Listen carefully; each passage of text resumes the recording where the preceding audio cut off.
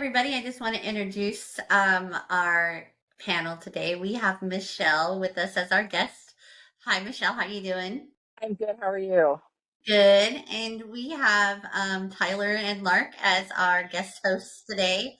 How are you two today? Good. Awake. Yeah, Yeah.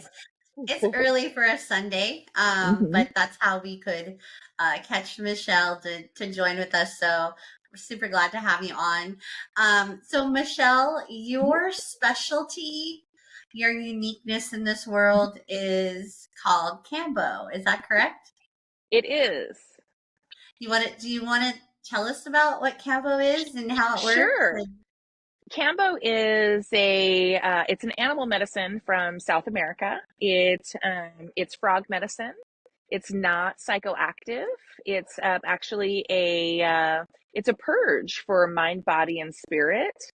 It can be a little uncomfortable and disconcerting to kind of have to sit with your discomfort the way you do with Kambo, but it's really a beautiful process. I actually call it a beautiful, terrible medicine because it's disconcerting when you're going through it. It's uncomfortable, but when you're done, when the medicine is off, um, you just you feel so much better.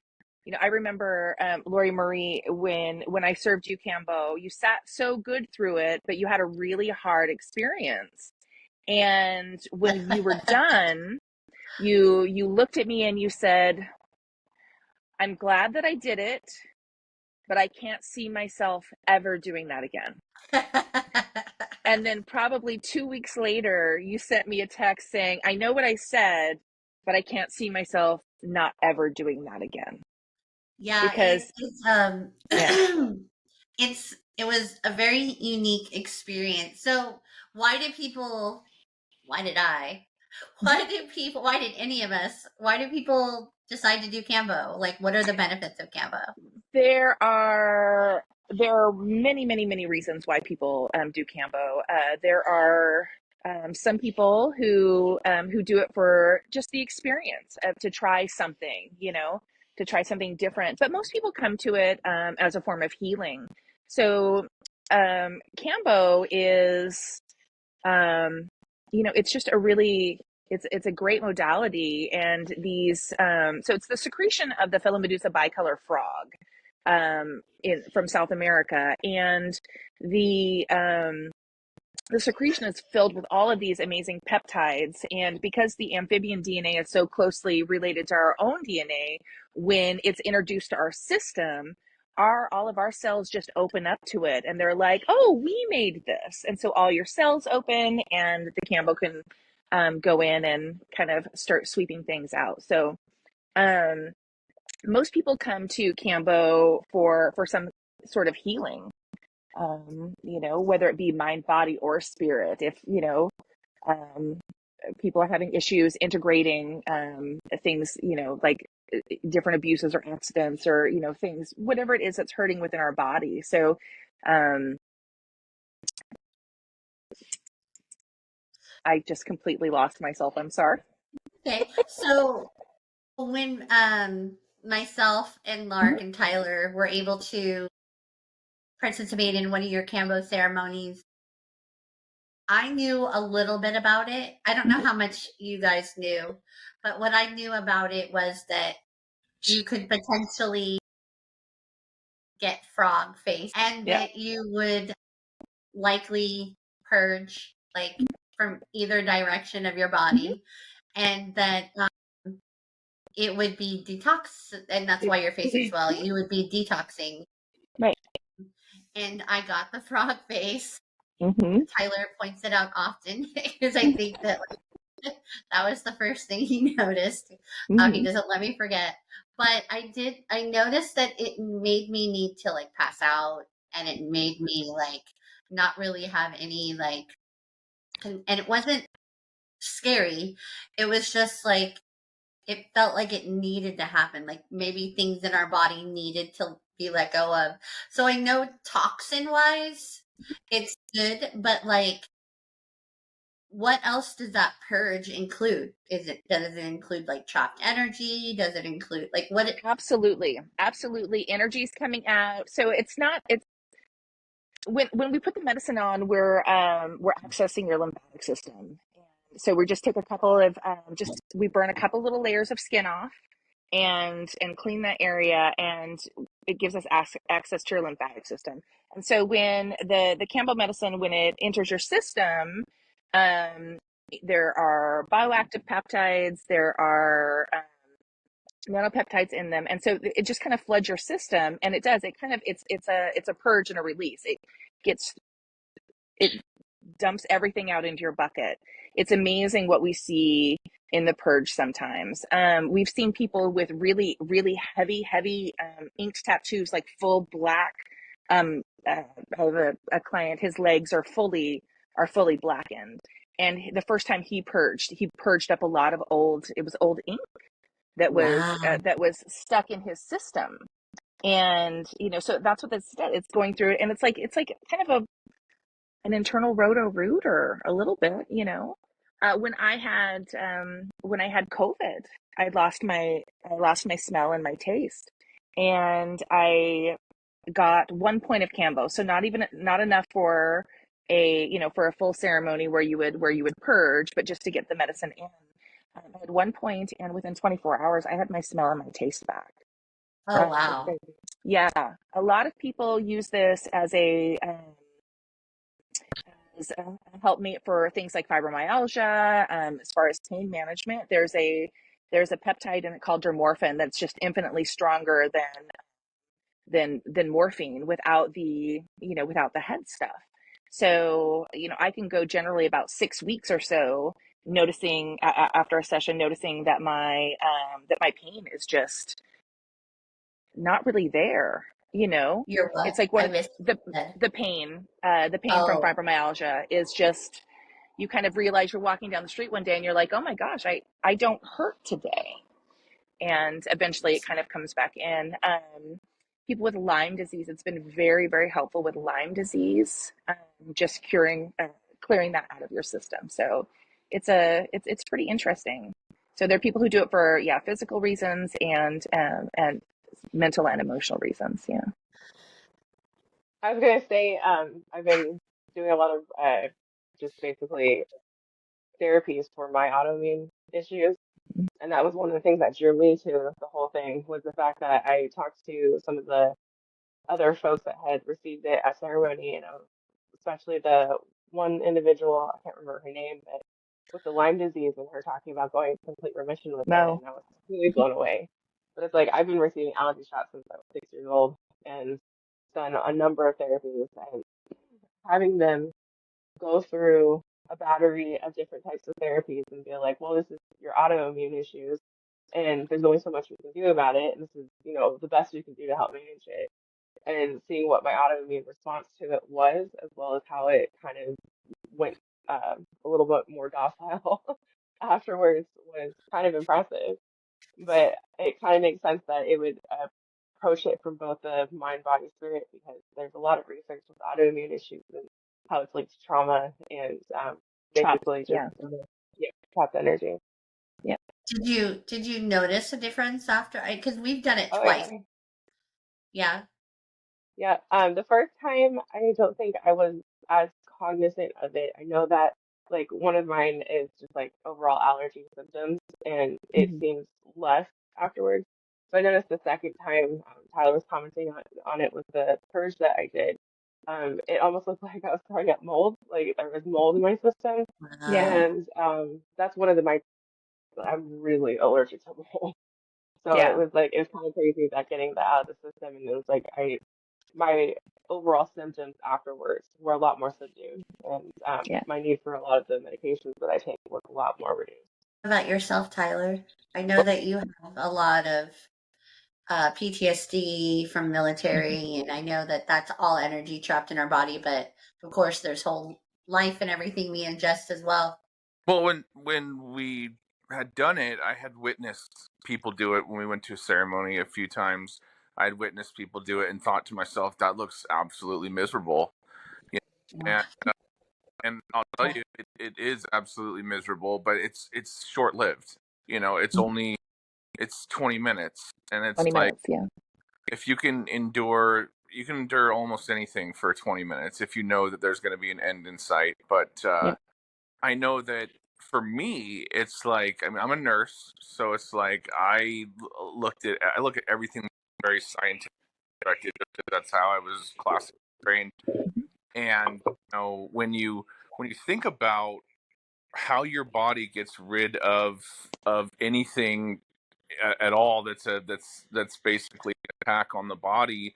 Like, for instance, when you get sick, your body raises its temperature to try to kill viruses, bacteria, whatever.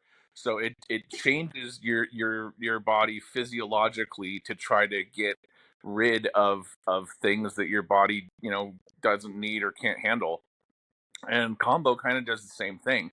When this peptide floods through you, there's a lot of things in your body that are going to respond to that. I mean, it's almost venom, right? It's like Yeah, it's a this secretion, yeah. yeah, it's like it's this peptide, and your body responds to it by flushing this system. And your gut is there's so many lymphatic nodes in your gut, on your intestines, that when it does rush through your whole body, I noticed that, like, I was in kind of a almost like a child's pose, kind of when I did the Kambo. I wanted to be relaxed. I wanted to kind of take it all in, and I tried to be receptive to the process. And I remember looking down at one point, and from about my mid forearm all the way to my fingertips, it was completely white. And that was my body shunting all the blood to my core to help process this poison, and this not really poison, but this peptide. And honestly, as a nurse, I'm like, oh my god, I'm having a circulatory emergency. Like, this is bad. Because I've seen that before as a nurse and in ICU, when people shoot their blood to their core to process things. So I kind of panicked a little bit, and thank God Michelle was there, because part of it normal. You're gonna be fine. I just kind of shook my head like, fucking damn it, and I just kind of through it. And and I remember, for me, it felt like a hot pepper. Like, not really the capsaicin feeling on your tongue, but that whole body just really Oh, my flushed, face. and then I felt like all this edema going to my head and going to my, especially like you really feel it in like your nose, your ears, your lips, really sensitive areas that are really sensitive to massive amounts of blood flow. And at one point, I felt just so full in my face, like I was a big zit. And I looked over. I was asking Lark. I was like, "Hey, does your lips feel?" And she turns to me like, and I'm like, I was like, "So it's not just me, okay? Great, because I Nope. was like, I felt like that too. I was like, oh, and then I looked at her, and she just had the same look on her face, and I thought that, okay, cool, so I'm not the only one going through this. But when I actually finally purged, because once you purge, there is a huge relief of kind of getting out, and the intensity of it all really does drop, I think, a lot once you but yeah, as soon as it comes out, it really mellows out. Point. Sometimes it doesn't stop coming out, though. Yeah. And when I actually purged mine, I could taste it. Tasted like pain medicine. So for years That's pretty after, common. after a pretty gnarly car accident, I was on opiate therapy for about 5 years, and back on it now after another kind of gnarly injury. But I had not taken any pain medicine for over a year. And so when I threw up, and it was that really bitter, kind of medicinal, yeah, really medicine-y, bitter, nasty taste in my mouth. And of course, it's just like mucus, right? It's just this like slime that comes out. It's not like water. It's nasty. But it's just weird how everybody's was so, different. and of course, morbid fascination. Oh, what's in your bucket? What's in your bucket? Ew, no. Valentine. It sounds personal. That wasn't me. I was just looking through pictures of people's purge on my phone. So their frog faces Oh, and their purge. So, we all have our hobbies. as Right. a facilitator though, what do you think, like as a facilitator, Mhm. what types of things do you do? Like I know that in the beginning you facilitate and you have us drink gallon of Mhm. water and Not that when you much get water. Don't going drink a and gallon of water. whatever it was, we drank a lot of water. It Yeah. felt like a gallon of water. Yeah. What about the after? Like once you Mhm. know that you've given it to us and we start going into Mhm. motion, like what do you find yourself needing to do? At that point, because I'm a facilitator. I'm not doing anything other than facilitating your experience. And Right. so, there are some dangers that come with Kambo. And so really, as soon as, if we've done our prep work, we've talked to everybody, we know that they're safe to receive this medicine.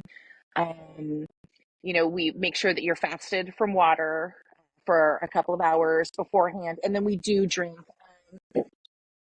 I've changed my water consumption guidelines since we sat, and so I have people drink between 1 liter and 2 liters of water in a 15-minute period, and and the water is actually probably the most dangerous part. So it's monitoring at that point. So once the medicine is on you, I'm monitoring. So I'm singing, and as I'm singing, I'm kind of looking at everybody, seeing, do we need something, do I need to bring out a rattle and kind of annoy this person a little bit to kind of get there, to get that energy to come up, because sometimes they just kind of go into a meditative state and they disassociate from the experience, and we don't want that. You want to sit in your discomfort. Well, um there was like a what's smoke that? or there was like a smoke or something that you used. Yeah, so especially if people are having a hard time kind of bringing a purge up, then we'll bring out some Palo Santo or some sage and really just get that right, almost right, just right in your face as kind of an annoyance, and it gets things moving. So you're not able to just kind of zone out in it. You have to be there, and the smoke really does kind of help bring the purge. Sometimes even I tell people that they may have to drink water during ceremony. You're not good. No one ever wants to drink water during ceremony because you're uncomfortable. But sometimes it because it does it helps the purge come up. And so sometimes I'll just take water and I'll just pour water really loudly, like from a high pitcher or from a high cup into, just to make a really loud water noise to um and sometimes that will bring the purge on, just the sound of water and knowing that you might have to intake it. So, and I'm just watching, I'm looking at are they ashy, have they gone white, are they really red, so I'm seeing where people's blood pressure is just by kind of watching them. I'm As soon as you have medicine on, you're a risk for passing out. And so it's always keeping an eye on, who is, um, who's sitting nicely, who looks like they might go out, and being there to take care of somebody if something does happen. For the Oh, most I was part, on the it's, ground. yeah, it happens. It happens quite often. And sometimes, when you go out, it's a really quick, you pass out for just a matter of seconds. I've had people they didn't know that they passed out. It happened, quickly. And 1 minute they're looking into their bucket and there's nothing in it. And the next minute they're looking into their bucket and it's full of purge and they don't understand where it came from. Well, it's I because I found was it holding your, interesting that you said that you don't allow them to get into a meditative state, that you want them to sit in their discomfort. And Mhm, for two reasons, I find it interesting. One is from my takeaway from the ayahuasca ceremony that we did prior to your Kambo mhm, ceremony. The message I got was literally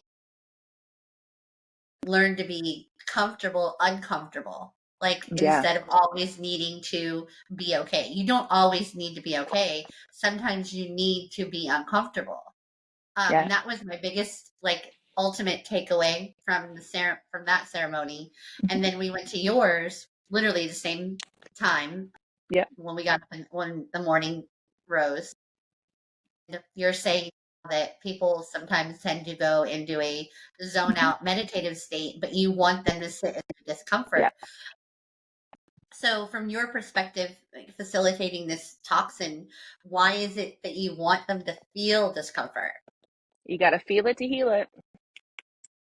You know, your comfort zone, I actually just posted this. Your comfort zone is where dreams go to die. You know, if you're always comfortable and you don't have to feel any of that, you're just going to stay in that comfort zone. You know, Yeah. your body has been holding all of this stuff for, you know, for a lifetime in some cases, and your body knows how to hold on to it. You know, it's letting go that's the hard part, and we're so used to disassociating and not sitting with our discomfort. We're running from our discomfort, and this is just 20 minutes. It's not a long, you know, it's not a long time. And it's not that people don't sit and meditate through the process. I just don't want you to disassociate through the process. I want you to know what it is that you're bringing up, and I want you to have that connection to the medicine, because it really is beautiful. And I It felt you know, helps very, add to the intent. I felt very what's that? annoyed. It helps Yeah, add to the intent. yeah. Yeah. I What were you Part gonna of say, my Tyler? job is to annoy people during ceremony, and like as a people pleaser, it's kind of hard for me to do sometimes. Kind of hard. Sometimes I actually like annoying people a little bit. Well, I mean, I Just, just what role does the annoyance play in the whole thing? um it helps to bring the purge on, and really I'm only triggering you if there's something there to be triggered. You know what I mean? And so it's like I'm kind of watching I'm watching it. And if I'm doing something like giving you smoke to bring you up, like I'm not trying to be mean to you. I'm trying to help you get the purge out. And a lot of us just want to hold on to that. Like, I just want to sit in my process. I don't want anybody to bother me. You know, let me do my thing. And for the most part, I'm going to let you do that unless I, I don't I see kind you going of through a felt process. I felt maybe that I was annoyed just because, like, okay, here's another call for me to have to be stronger than I'm comfortable with. Yeah. So, like, I was annoyed at fuck, here we go again, you know, Yeah. being comfortable. And then instead of just like trying to rely on my strength to get me through, I kept getting kind of pushed and pushed and pushed to the point where you're just Yeah. like, fuck it, and you have to let go, you know? Yeah. You're just exhausted and you have to go.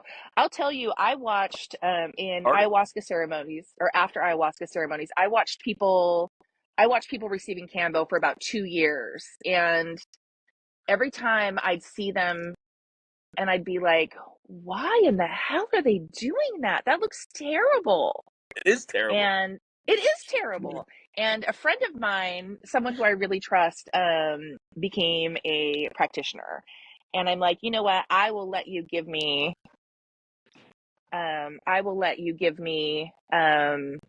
this medicine.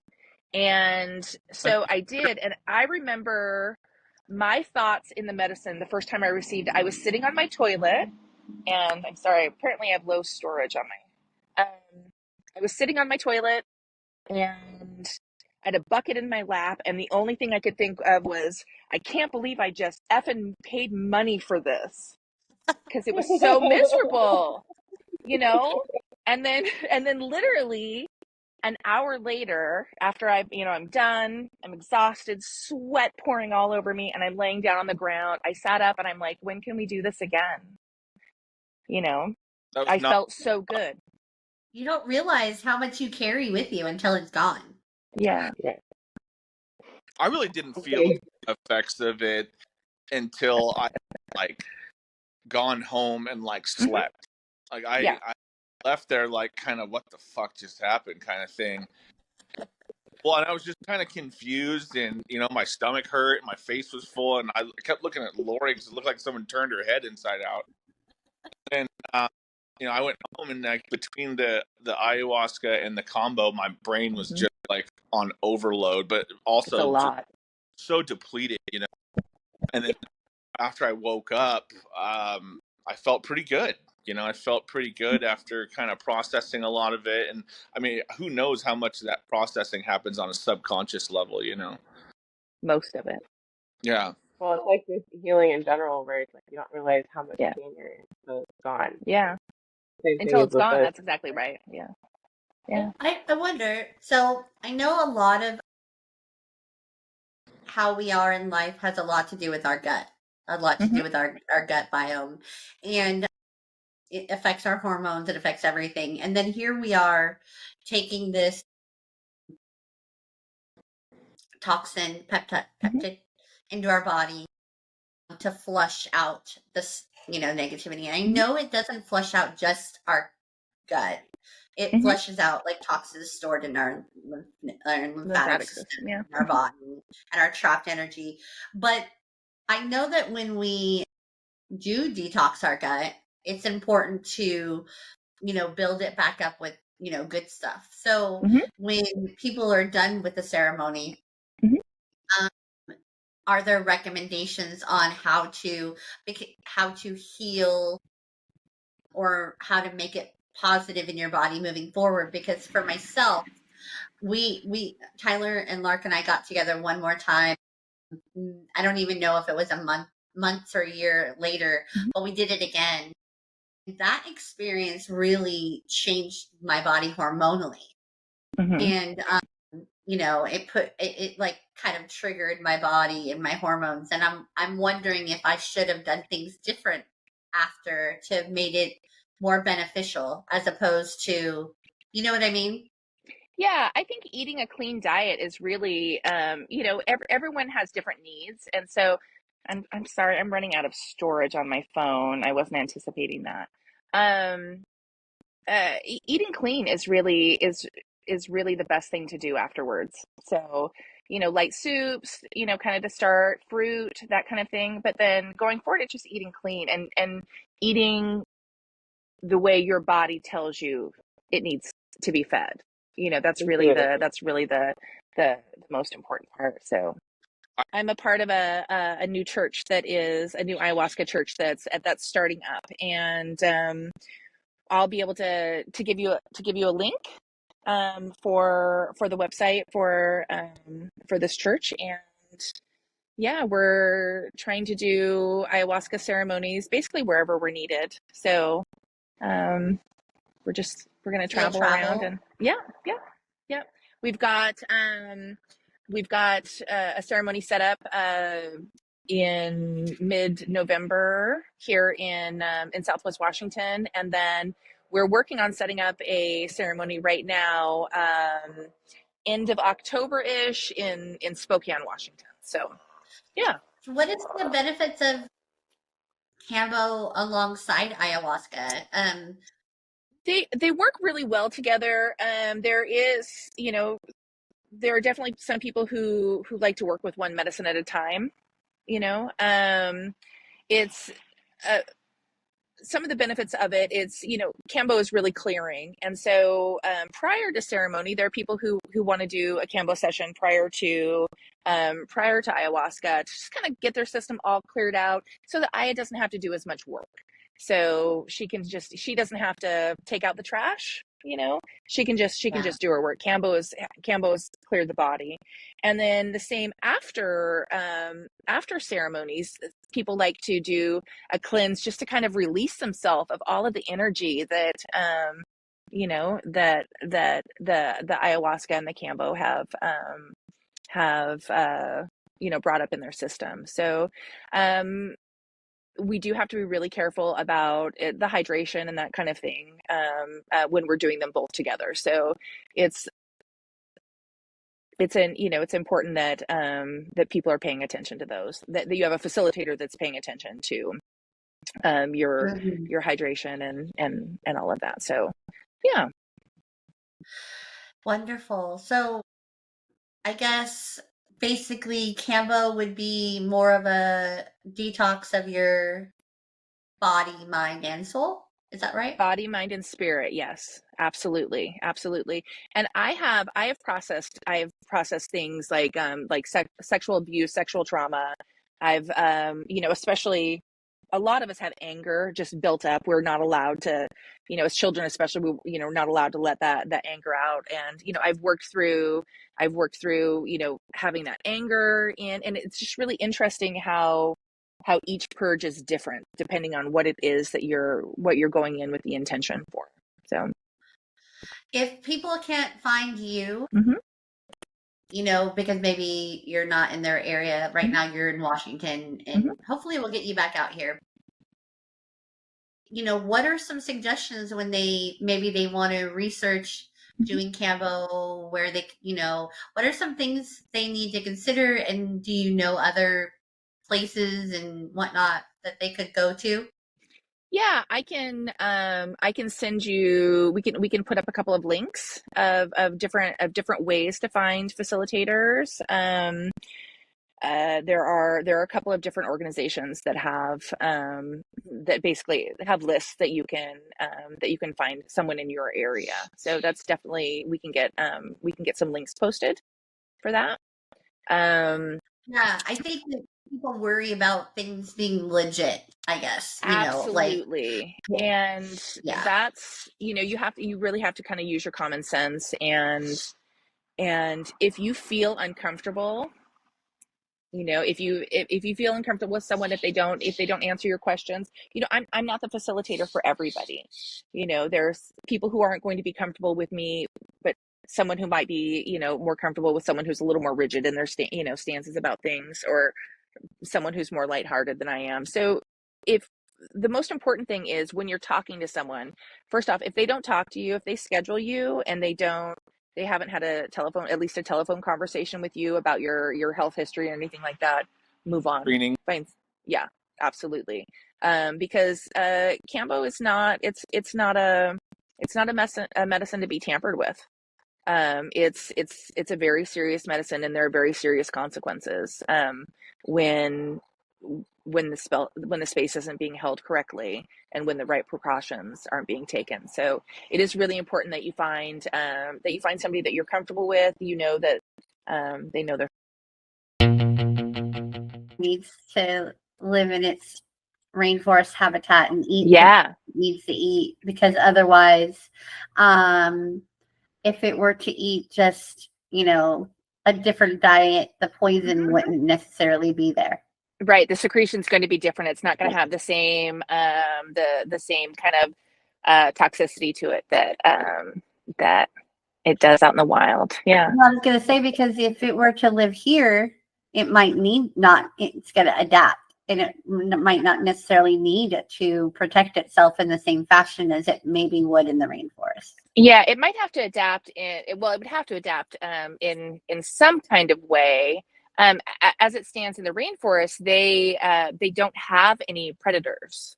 So the only thing that is potential harmful to them is habitat disruption.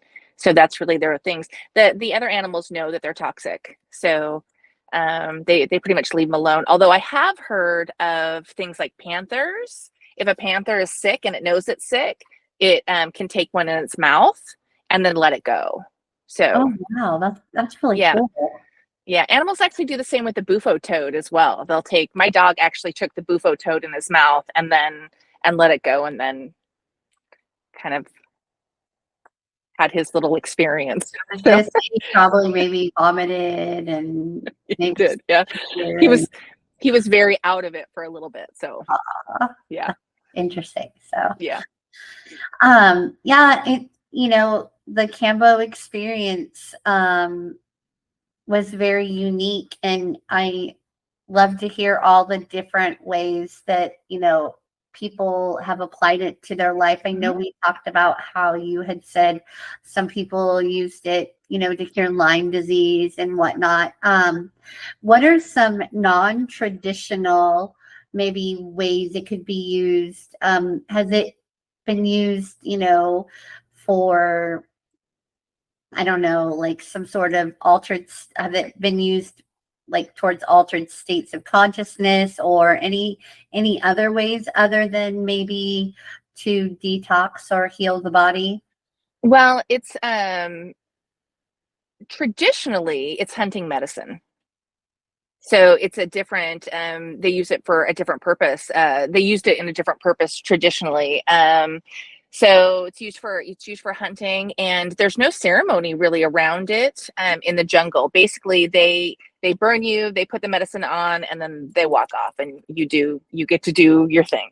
So that's the traditional way of doing it. So basically every way that we use it is pretty much untraditional. So what the Western approach has brought in, they brought in the use of chakras. So doing points on chakras, depending on where you're, what it is that you're looking to heal, and meridians.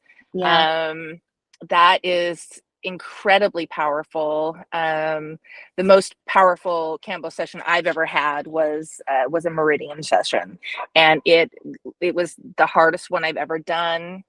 But I was able to process and purge just anger, so much anger, because we're not allowed, especially as women and girls, we're not allowed to be angry. Your sugar and spice and everything nice. And so I didn't realize how much anger I actually had kind of stored in my system. And in no matter what kind of ceremony I'm in, I tend to be on the quieter side. I'm not vocal. I'm really able to kind of keep things to myself. When I was processing anger through Kambo, I literally screamed my purges out. Wow. And I could see these bubbles coming up in the purge, and it almost looked like carbonation. There was so much bubbles coming up, and it's like energetically I could feel those bubbles just bursting, and just like my anger just floating away. And I, even after the process was done and I was laying there, you lay there for 20 minutes or so afterwards, and you just kind of have this quiet time. I sat there the whole time just just emoting. That's very it's unusual for me, but it was so powerful. What meridian? Where in your body was that? I can't remember what it was, liver, or I don't really work with meridians very often, because I have a different kind of way that I use Kambo anymore. But there were a couple on my legs, and then I had several points down my chest. Yeah. So, and it was incredible. So, yeah. That's interesting. I remember you asking us, where did we want to do it? And I was not thinking in terms of releasing the body. I was thinking in terms of where would I want the marks yeah. And that's traditionally in the jungle, men get points on their shoulders, and women get them on their legs, between their knee and their ankle. And the thought process is, men get it closer to their heart and women get it closer to their womb. So that's what I kind of stick to these days, because with all of the medicines, we can ask the medicine to do something for us. We can place the points carefully where we want, but if that's not what the frog thinks that you need the most, the frog is going to give you what you need. So all healing modalities are like that. Very much. And so if someone has really worked with chakras before, or meridians before, and it's what they really want, I'm capable of doing it, and I'm happy to do that for them. But in all honesty, I like to take the pressure off of myself and off of the person that's sitting. And you have your intention, let's let the frog actually do the work. So for the most part, I like to do arms on people. It seems to be the it always works. You get done what's needed to be done. But then if we're working with something, more in depth, fertility, that kind of thing, then maybe we'll pull in some other things. But for just general sessions, arms and legs are great. Intuition, that's where intuition comes in. Yeah, very interesting. If you were to, would you say that was your most intense experience, was the one where you did it on the meridian? My most intense regular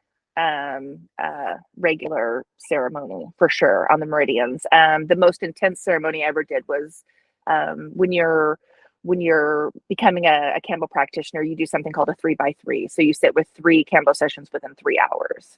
And so that was the most intense that I've ever sat with. So it's, it's insane.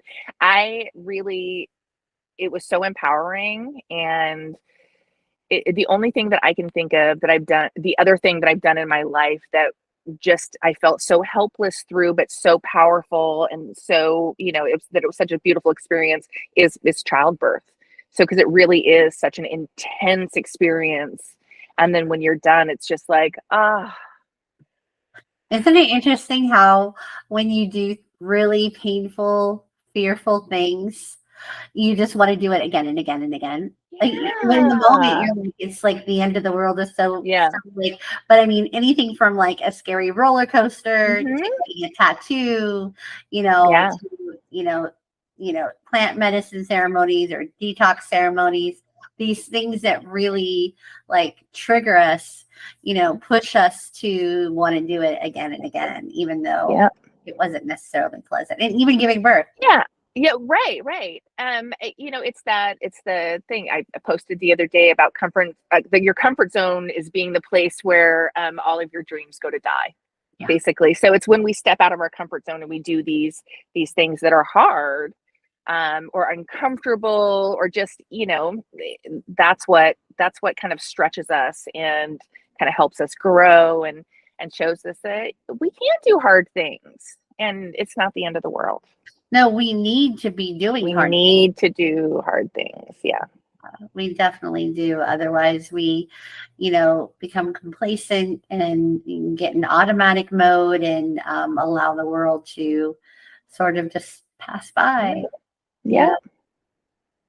That's really awesome. Is there anything else that you think, for people who don't know much about Kambo but may be interested? Is there anything else that you would want to share with, the world about Kambo, or why you would encourage, or who do you think would benefit? Like maybe it's not for everybody, but maybe what? It's not for everyone. It's not for everyone, but it is for people who've tried other things, and who are kind of at a loss for what to do next, especially autoimmune. Um, it works so beautifully with autoimmune issues, and in kind of almost an inexplicable way, um so people who have just tried other things, they're kind of at their wits end, and they're willing to, what the heck, let's just try something that seems really crazy, because it does seem crazy. Let's put some, let's burn our skin and put some frog secretion on it, and then spend 20 minutes of vomiting and maybe pooping our pants. Why not, right? So it's not for everybody, but if you tried other things, I mentioned it before. I watched people having this medicine for 2 years, and I was like, there's no way. There's no way that I want to do this. That looks terrible. And then I did it, and I couldn't wait to do it again. And as crazy as that sounds, I couldn't wait to do it again. And again and again. So here we are. And then you'll give us the information of how we could find you. And Yep. okay. I'll get you my email address, and there's a Kambo Finder website, and that's really good. So we'll give you that information, and I'll also send you. I've got a friend, Bailey, who did a really great video on Kambo, and he's just really he's such a gentle spirit, and he does a really good job at explaining why this is really a good medicine to use. So I'll send you the link to that as well. So there's going to be some people, and I know you touched at it a little earlier, some people who want to make sure that that the frog isn't harmed, and what are we doing with frogs from the rainforest, or how are we getting it here? Basically, a little more of the backstory to absolutely want to make sure that it's it's an okay integrity wise thing to do. I get my sticks from the Matsu's tribe.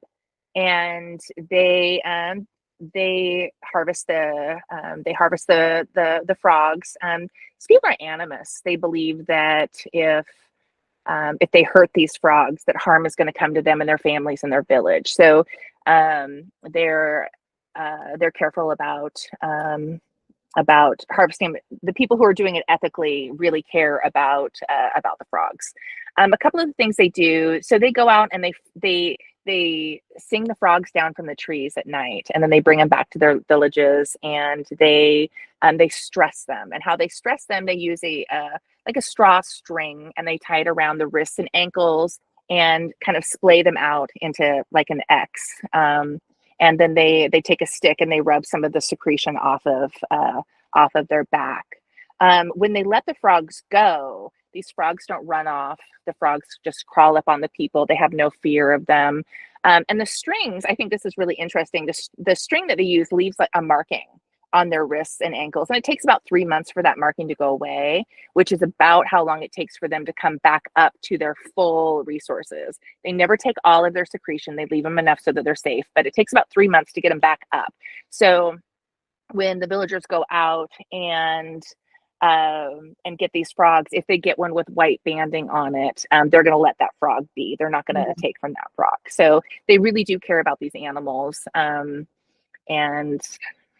yeah, so that's kind of how they do it. That's awesome. That's really amazing. And it's good to know that, here we are benefiting from nature, but hopefully not harming them in the process. Right. And they're, in most things, there are people who will not harvest ethically, and we do our best to purchase from who we know, and to make sure that the actual tribe is getting the benefit of the money for these sticks. So it's really important that they receive that money. And we love this medicine, and there's controversy around it. And so we really want to make sure that it's harvested ethically. We want to make sure that we're only serving people who can safely be served Kambo, and that we're using, we're not giving somebody, 10 or 15 points when 3 would do. Just because some people want that, I can have this big experience. It's not necessary. It's just not necessary. So we love the frog, and we're really doing our best to make sure it stays around. So that's wonderful. Yeah, I'm super excited to be able to share the information with everybody. I know I got some benefits out of it. I definitely will do it again. Need to get you down here to Arizona in the near future. So I just want to say thank you so much for your time and coming on and sharing all this wonderful knowledge with us. Is there anything else you want to share before we go? No, I just want to thank you very much for having me and being interested in Kambo. I love talking about it, and it's nice when, a lot of times when, people ask me what it is I do, and I'll say that I'm a Kambo practitioner, and of course they don't know what it is. Right. And when I tell them, then they're like, oh, like, who are you and why would you do this? So, it's nice to be able to talk to someone who can really appreciate it. And yeah.